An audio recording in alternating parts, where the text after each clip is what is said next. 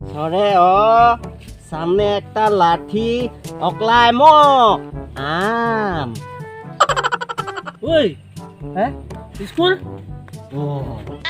ভুল ভুল ভুল আজি ডিম খাবো হ্যাঁ ডিম ডিম খাবো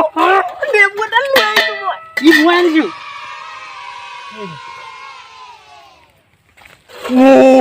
ও মই কাটো পাৱে তুমি দেখিলে ৰখি দেই মই জলকীয়া আমাৰ ঘৰত নাই নহয় কাবা বাইক পাম নহয় বুঢ়ত যাওঁতে যে কাবা বাইক পাম জলকীয়া লৈ ও মই চিলেটখনো নানিলো ও মই আনিছো হ'ব দে ও মই একো নানিলো বহিছোহি ঐ কাহিখন আনিছো নহয় ভাত খাম আৰু আমি দুইটা পলাম বহিবলৈ ক'লে কাহিখন চাই ল'ব নাপায় বৈ বৈ বৈ ঐ তই স্কুল নিৰালি আজি স্কুল ডিম খাইছে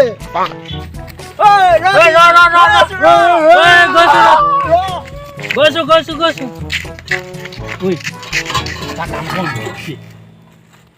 তাত সেই বগৰী এজোপা আছে দুটামান লৈ যাওঁ বৈ বগৰী খাই থাকিলে ডিম খাবিগে নহয় ডিমো খাম বগৰী কিন্তু এই ভেকেশ্যনৰ টাইমতো খাব লাগিব আমাক পইচা আনিছ কিন্তু মোৰ 5 পইচা এটা আছিলে সেয়া থাকিলে ক'ৰবাত লৈ আহিব নোৱাৰিলি বৈ বগৰী কেইটামান লৈ আহোঁ বৈ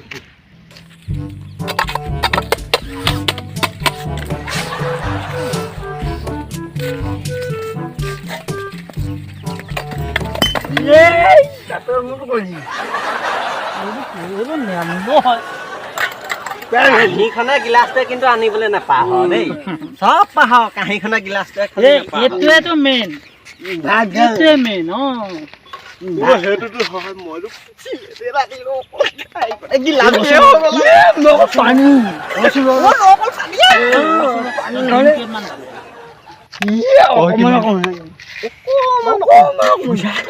চাহ দে এডাল খাইছিবি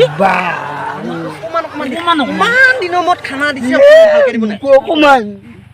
তাকো এই গৰম বন্ধ কেইদিন বন্ধই আছে হে দে সিহঁতৰ ল'ৰা ছোৱালীবোৰ শকত বাদ দে আমি মাৰ্বল খেলোঁগৈ মাৰ্বল খেলিম দেই মোক দুটা ঢাল দিবি দেই ধাৰলৈ দিম বাৰু তই তোক নিদিওঁ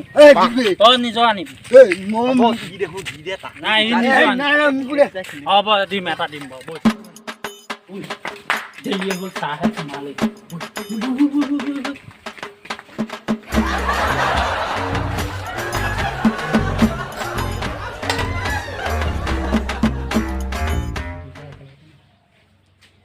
ছাৰ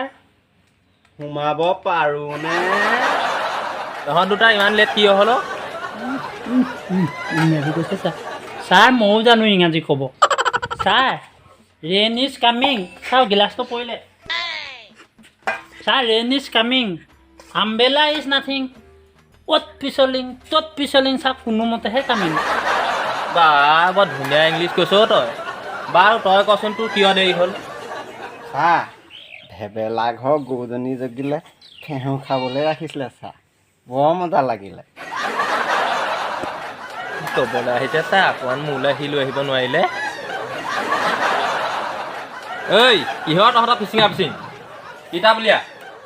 আৰু তহঁত এটা কি ভেবা লাগিছে আছ সোমা বেগেত বহ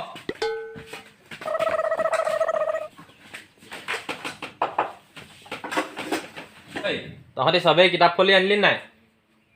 চাহ মই চবেই আনিলোঁ চাহ জলকীয়াটোহে পাহৰি আহিলোঁ ঐ তই কি এৰি থৈ আহিলি ছাৰ মই কিতাপ চিতাপ চব এৰি থৈ আহিছোঁ কাঁহী আনিছোঁ গিলাচ আনিছোঁ আৰু নেমুটো ইয়াৰ পৰা আমি ভগাই খাম সেইকেইটা হ'লে কাহানিও নাপাহ তই কিতাপ বহীখন আনিব লাগে সেইটো নাজান কিন্তু মই যে তহঁতক ৰচনাখন কালি লিখি আনিবলৈ দিছিলোঁ লিখি আনিলি নাই তহঁতকেইজনীয়ে আনিলো ছাৰ ঐ পাছফালে গৰু দুটা উঠি আছোন তহঁতি এফালে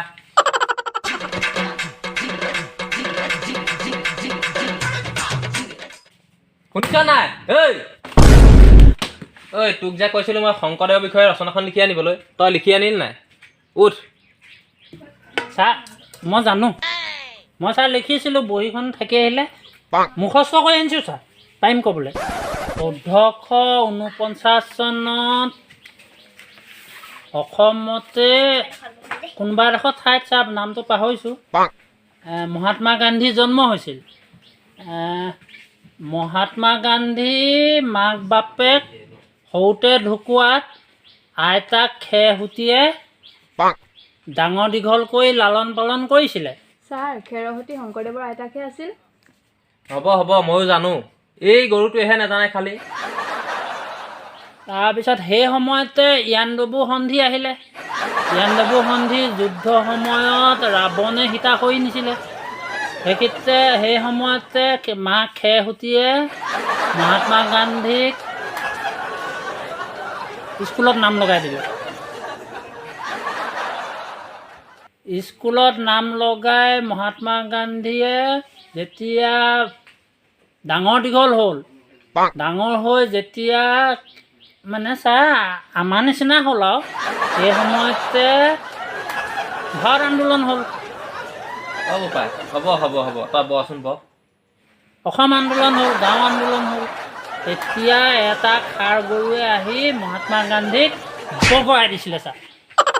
সেই সময়তে ভীমে জৰাসন্ধই যুদ্ধ লাগি লাগি সেইখিনি পাই গ'ল তাৰপিছত ছাৰ কি হ'ল ছাৰ সেইখিনিলৈকেহে মনত আছে মোৰ